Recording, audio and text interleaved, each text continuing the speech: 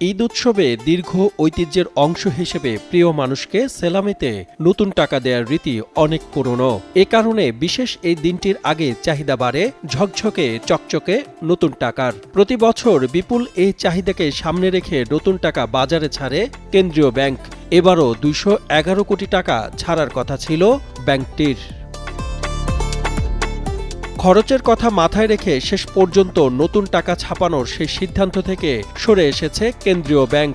ঈদে ঘটা করে প্রয়োজনের চেয়ে বেশি টাকা ছাপানোর দীর্ঘদিনের সংস্কৃতি থেকে সরে আসছে বাংলাদেশ ব্যাংক, কারণ এতে অনেক খরচ।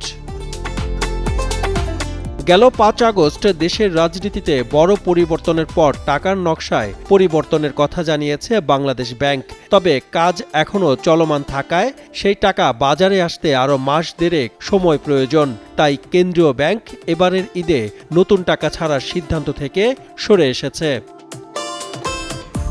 এ বিষয়ে বাংলাদেশ ব্যাংক কর্তৃপক্ষ কালের কণ্ঠকে জানান, ধীরে ধীরে অনলাইন ভিত্তিক লেনদেনের দিকে এগিয়ে যাচ্ছে দেশ, তাই নগদ টাকার উপর নির্ভরশীলতা কমাতে এই সিদ্ধান্ত।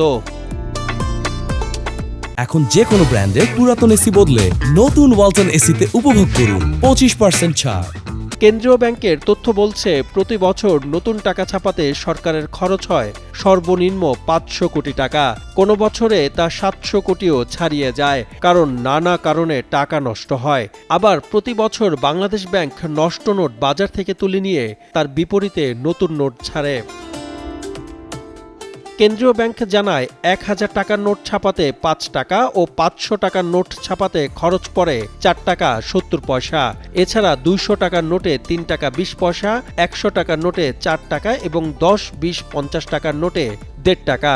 আর 5 টাকা ও 2 টাকার নোট ছাপাতে খরচ পড়ে 1 টাকা 40 পয়সা। সবচেয়ে বেশি খরচ হয় কয়েন তৈরিতে। প্রতি কয়েনে প্রায় সমপরিমাণ টাকা খরচ হয়। নোট ছাপানোর এত খরচের কথা চিন্তা করে কেন্দ্রীয় ব্যাংক ডিজিটাল মুদ্রা অর্থাৎ ক্যাশলেস ব্যবস্থার দিকে ঝুঁকছে।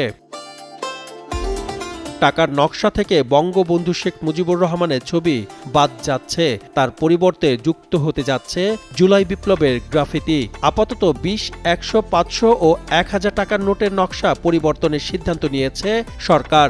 সবকিছু ঠিক থাকলে আগামী মে মাসের মধ্যেই বাজারে আসবে নতুন নকশার নোট।